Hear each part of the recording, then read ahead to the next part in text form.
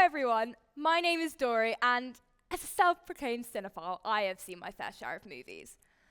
131 to be exact, and that's only in the past 3 years. But my favourite film of all time, not for its story or its cinematography, but for its message, is Legally Blonde. After watching it at 8 years old, I fell in love with Reese Witherspoon's portrayal of leading Lady L, and how the film so effortlessly combines feminist values without pressing them onto you. For a little bit of story, for those of you who haven't seen it, I'll try my best to summarize it. Senior sorority girl Elle Woods gets dumped by her boyfriend as he wants to continue his family legacy and become a lawyer by studying at Harvard Law. Elle, like any rational person would, decides to follow her boyfriend to law school. She passes the law school admissions test with flying colours and gets accepted into Harvard's prestigious law program, where she proves herself to be intelligent and shows off to be an incredible lawyer after all, as well as, plot twist, finding a quote-unquote better man for herself, all while sticking to her pretty and pink roots and being a fashionista queen. This film, for me, was what inspired me to become a lawyer. I loved how Elle was so happy and absorbed her femininity whilst being intelligent. Though, you could argue that I missed the mark on the film entirely. I mean, Elle quite literally follows her ex-boyfriend to law school. She only proves her intelligence as a byproduct. If this is your thought process, I can't fault you. You're entirely correct. I don't think we've got enough female, strong representatives in media at all, and I think we need to change. It's not just me thinking this though. For decades, people have shared the same thought that we lack strong female representation in media, especially films. So much so that a formal test was created. From 1983 up until 2008, Alison Bechdel released a weekly comic strip titled Dykes to Watch Out For. In the 1985 edition, titled The Rule, her two characters are off to the movies, yet one of them has a rule that every film she must watch has to fit into these 3 rules. That number 1, there must be 2 women in it who, number 2, speak to each other about, number 3, something other than a man.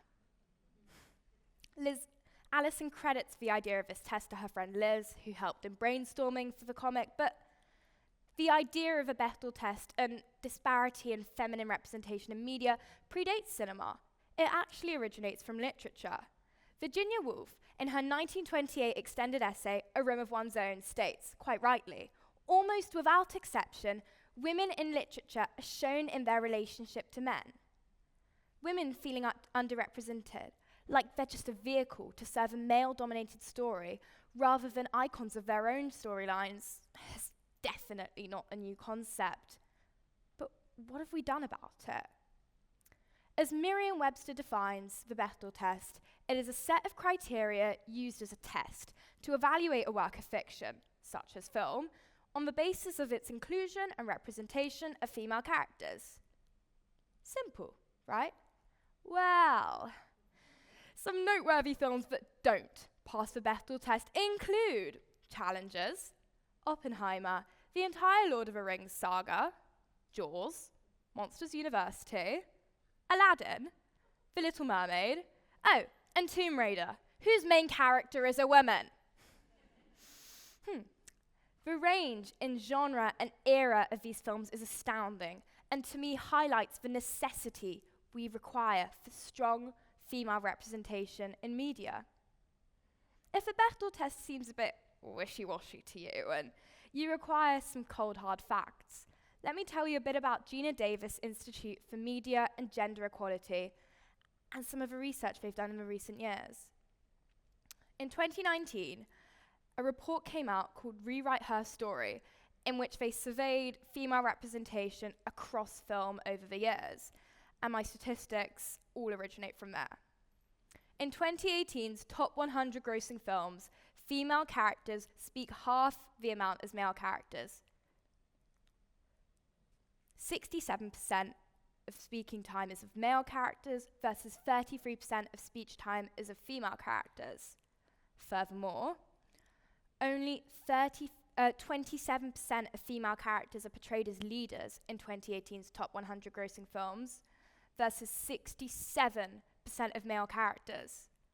If that's not enough for you, from that minimal 27% of feminine leaders, only 30% of them are shown in revealing clothing, versus 7% of male characters.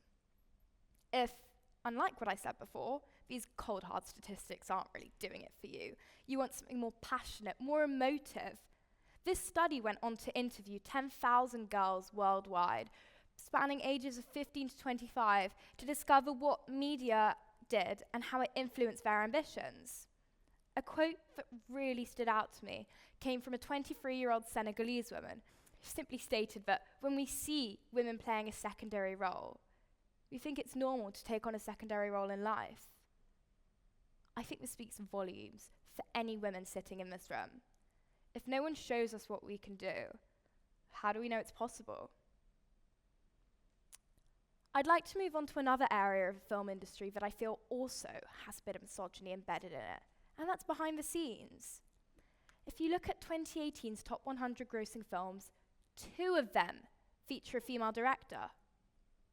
And, of that, out of all films released in 2018, only 2% of them feature 10 or more women as editors, directors, producers, executive directors, cinematographers, screenwriters, versus 74% of films featuring 10 or more men.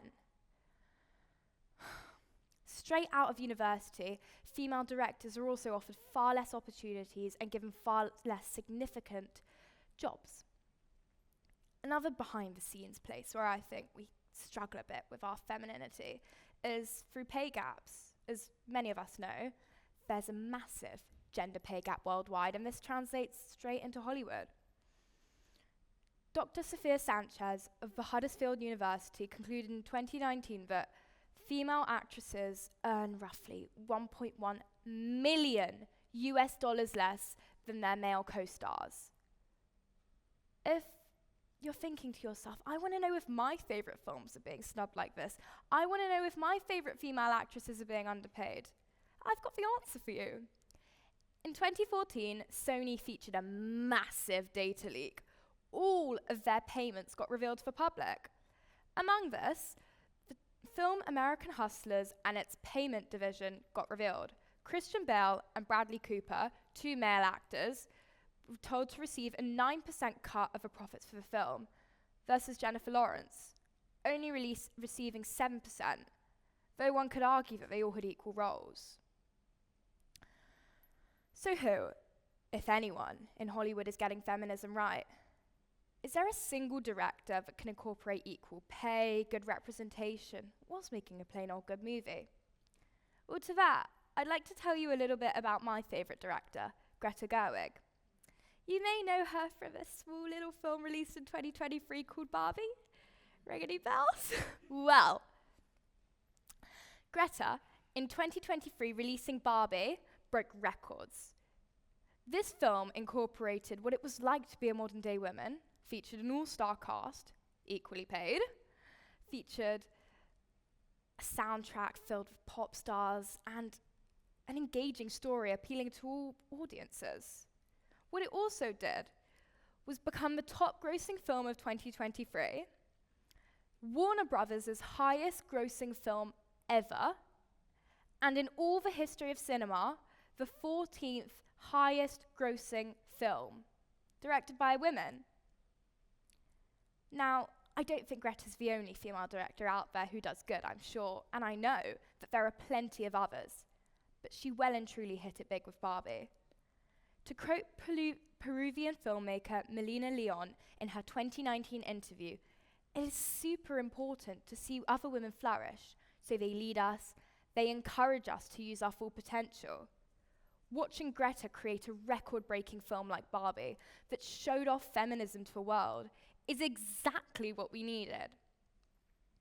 So rather than telling you the do's and don'ts of cinema, what to watch, what not to watch, what to think, what not to think, I'm simply going to leave you with this.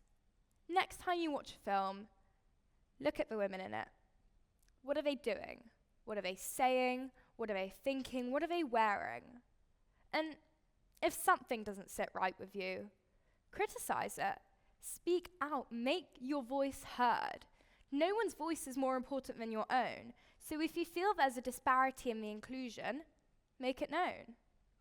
And with that, all I've got to say is, watch some movies. Thank you, everyone.